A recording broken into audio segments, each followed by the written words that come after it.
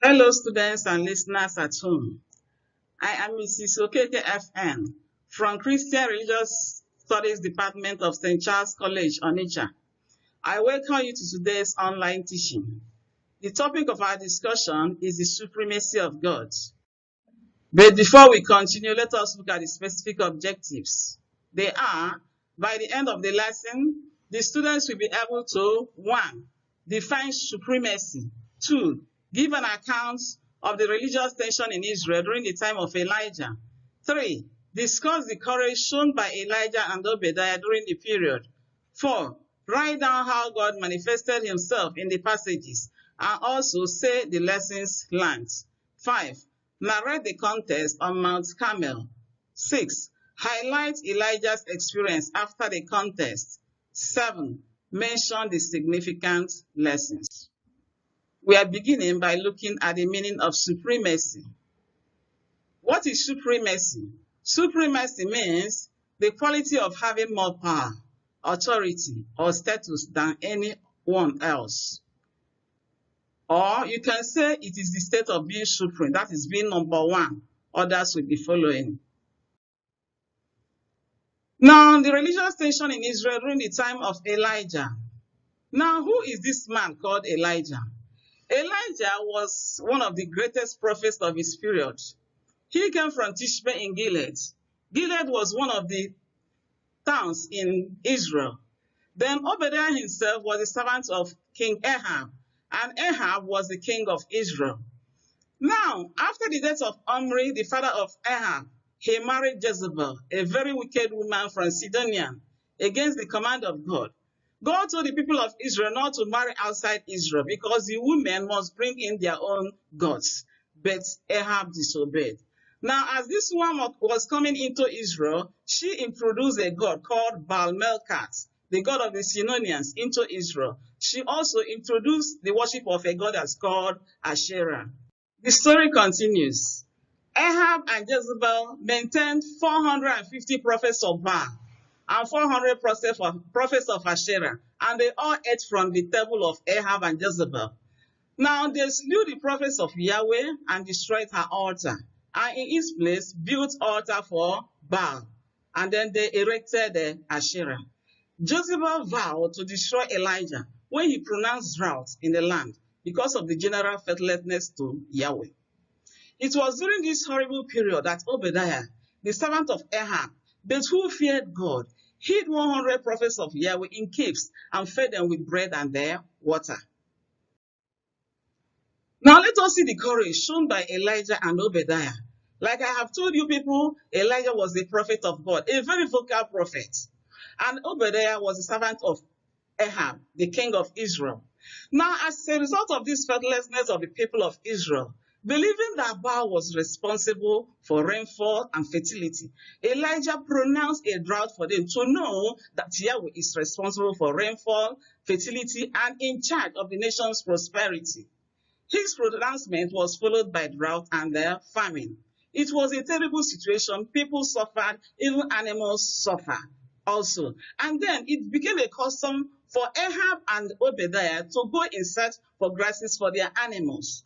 But later, after 3 years, God sent Elijah to the king, promising to send rain. Now, Elijah met Obadiah during one of their searches for grasses for their animals and persuaded him to go and tell Ahab that he was around. Courageously, he went and told Ahab. When Ahab finally met Elijah, he questioned him thus, "Is it you, you troubler of Israel?"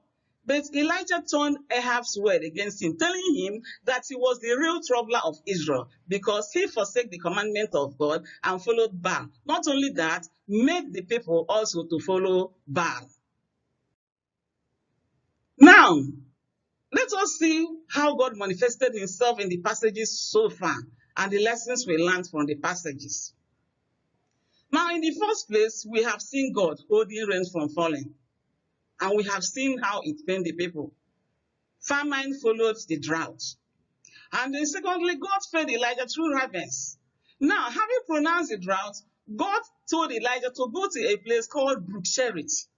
A brook is where you have collection of water. and there Elijah drank from the water. Then God sent ravens. A raven is a type of bird.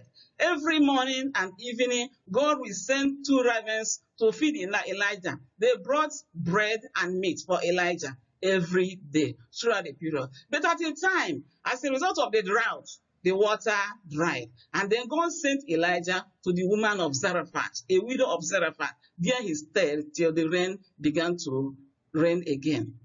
Now, in the third place, he sent down rain after 3 years, which Baal could not do. Now, what lessons have we learned from the passages? Number 1, marrying of wife or husband outside one's faith can lead to serious consequences, as we have seen.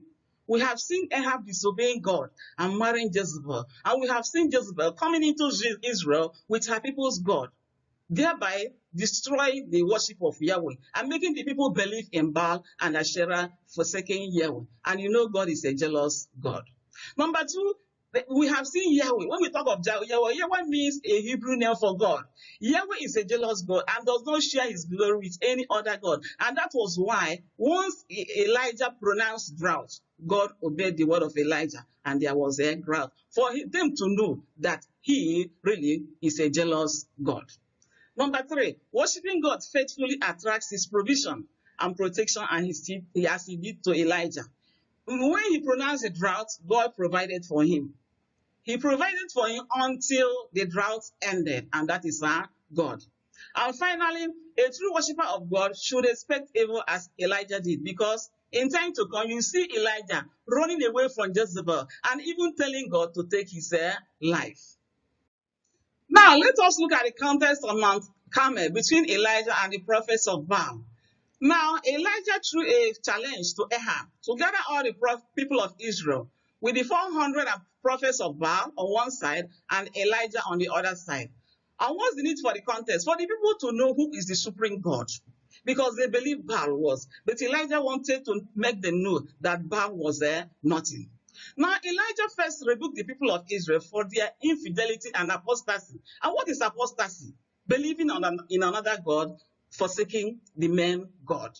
Now, Elijah went further and requested that 2 bulls should be brought. One should be given to him and one should be given to the prophets of Baal. The bulls will be cut in pieces and laid on the wood, and no fire will be put on it. Then each side will call on their God, and the God that answered by fire is the supreme God. Now, the story goes on. The prophets of Baal were the first to take their own bull, cut in pieces, laid it on the altar, and offered it to Baal. They called on Baal and called on him, and Baal did not answer.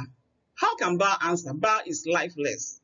Now, Elijah began to taunt them and tell them to call more, to shout more. Maybe Baal was asleep or traveling or missing or doing one thing or the other, that they should call more. They shouted and shouted and shouted and nothing happened. At a time, they used sharp objects to cut their bodies and you see blood coming out, but still there was no answer.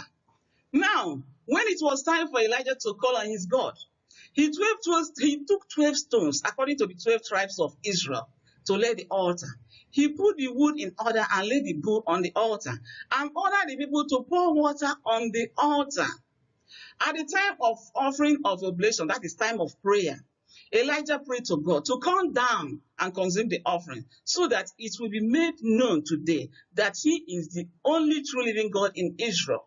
Without wasting time, the Lord descended on the sacrifice, on the offering, and fell down from heaven with fire and consumed the burnt offering. And that is why we say that our God is a consuming fire. Now, the contest continues. When the people saw this, they fell on their faces, shouting, "The Lord, he is God. The Lord, he is God."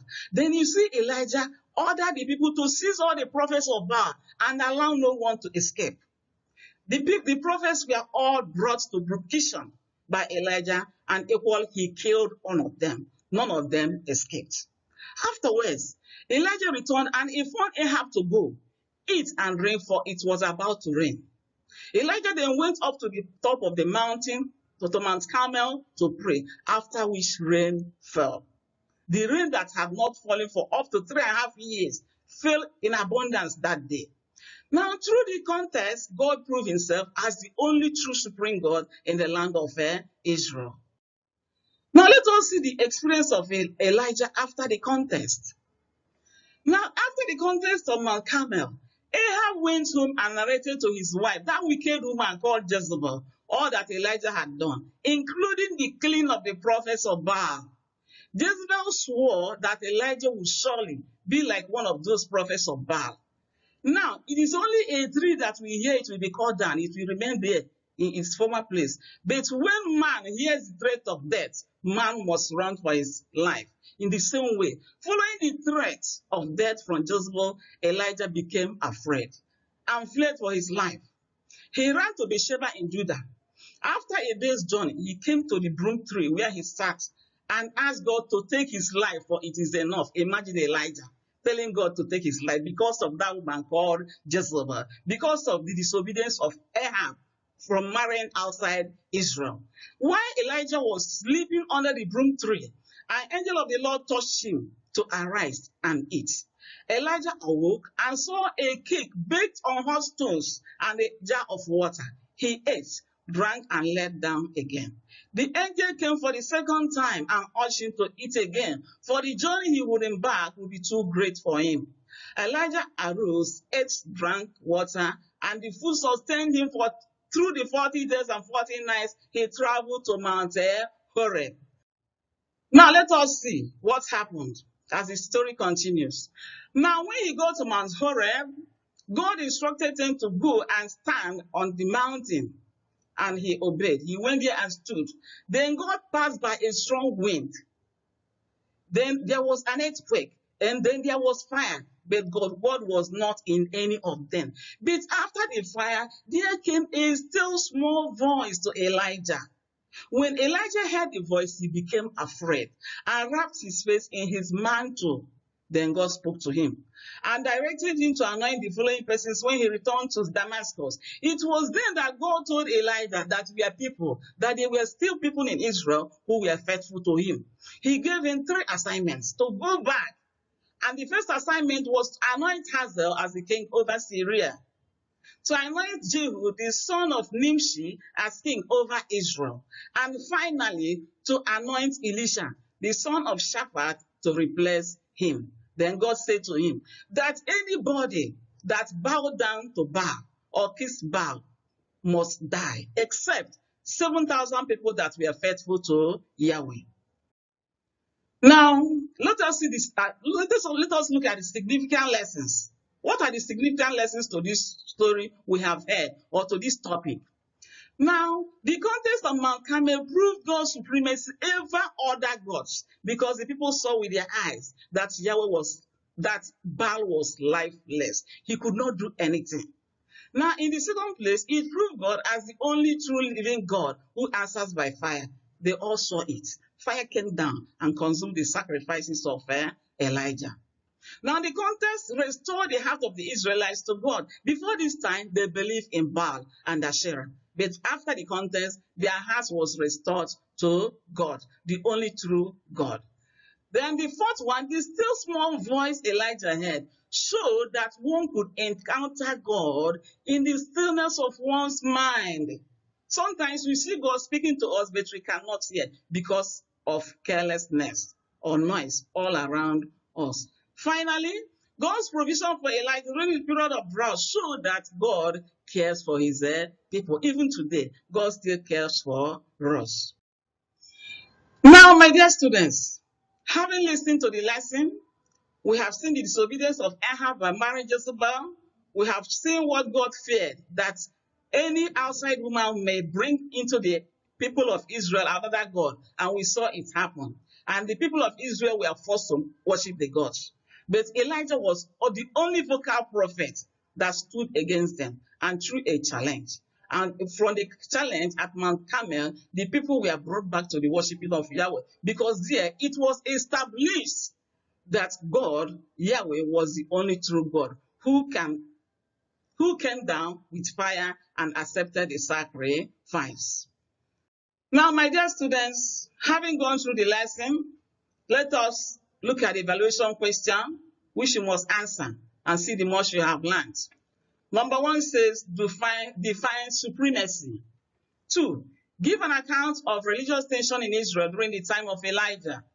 3. Discuss the courage shown by Elijah and Obadiah during the period. 4. Write down how God manifested himself during the period and also the lessons learned.